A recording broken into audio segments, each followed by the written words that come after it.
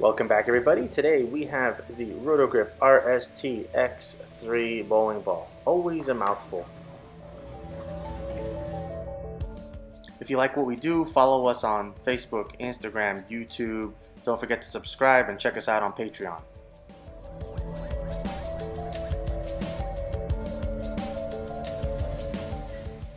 First impressions, the Roto Grip RST X-3 was a tale of two balls for us. Kind of all or nothing comes to mind. Okay, let's jump in. The RST X-3 truly confounded me, but let me get into what it is objectively, and then I'll share some subjective thoughts. It is a big ASIM inside a 2 parts pearl, 1 part solid hybrid cover stock. Finish is set to the 4K fast. The clearest thing I can describe with this ball is a sharp transition. The thing is very hook set. It's more hockey stick-like than we've seen from anything lately, I will say. Even with the 4K fast, it also still is a very strong ball overall. It is a big ASIM, so it rolls heavy, but it does transition very hard, fast to hook set. And even with that 4K fast finish, it doesn't always clear enough. And while it's strong, it sometimes floats oddly in the middle part of the lane where there's the heavier volume of oil. So that's where it kind of confused me, and this ball really felt, for me, a lot of over-under. It was really all or nothing. When it hooked up, it looked good, and when it didn't, it really didn't. In fact, I kind of wondered if there was something with the pattern, but other test balls did not have that characteristic for me in the same session on the same lane.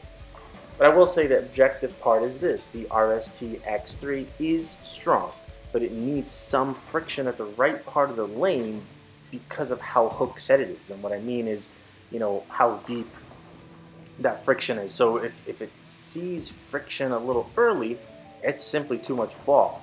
And if it saw friction too late, it waited and didn't look like it had any energy. And not necessarily the kind where it hooked out, but rather felt like it never gripped. So I had to find a kind of what I consider a narrow window on this particular house shot to get it to work, and that simply isn't ideal. Now, not every ball needs to be very versatile, but I will say this was surprisingly tricky for me to use.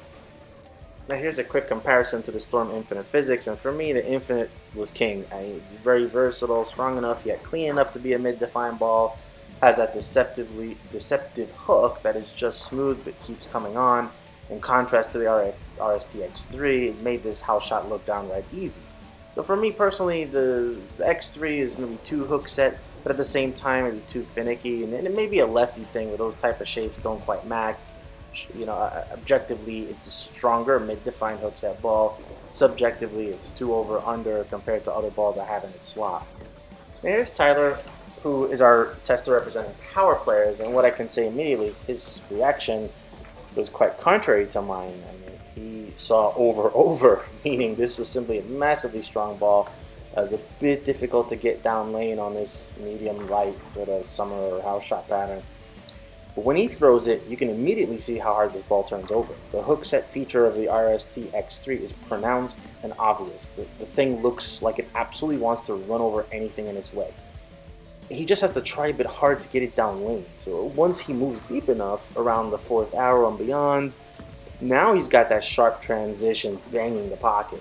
He still had to be careful, but it's a wheel and deal type of shape for him. You have to trust it since there's no chance it's going to hold. And occasionally he did see a flatter hit, if he got it to the outside, but way less often than I did. It was so interesting that we really had the complete opposite reactions between us in terms of when you think about the X-3 and the Infinite Physix. And my Infinite Physix, I can make dance from anywhere, while nowhere near with the X-3, whereas Tyler was kind of the complete opposite. And it's not an issue of smoothness. I mean, his strong ball in the bag is an original RST X-1, so a pleasant opportunity to compare directly, and you can immediately see while he covers less boards with the X-1, it is so much easier with a smoother, more blended shape. The difference is to point out, of course, his X-1 has been in his bag for a while, so it has many more games on it. Additionally, it is a 2-to-1 solid to pearl hybrid, whereas the X-3 is 2 parts pearl, 1 part solid. but the X1 was always smoother, so for sure cover finish and chemistry is making a difference here. Ultimately, I think the X1 is still more versatile, but not as huge as the X3. And keep in mind, this is a medium to medium lighthouse pattern, so it's possible that getting the X3 on higher volumes will calm it down a bit. Alright, so now we have Brian, who's, as you know, our stroker tester, taking a look at the RST X-3, and immediately we can say that Brian definitely saw a strong ball that was also aggressive at the break point. Historically, Brian will see a more arc shape than Tyler or I, but I'd probably say he saw a stronger response down lane than I did with the RST X-3. With that said, you would think it would help. However, it did make controlling the breakpoint a little trickier than necessary. When he did get it right, it was explosive and didn't disappoint.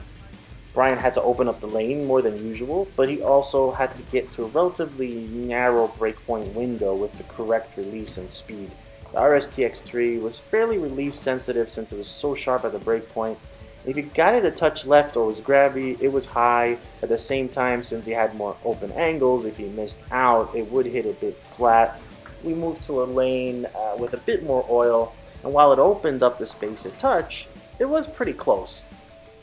However, I will say the move the RST X-3 made was very impressive. It's a strong shape. He did get a chance to compare it to his Nova, and you can see the Nova is clearly earlier, way smoother. You really see the differentiation of the much sharper X-3 down lane.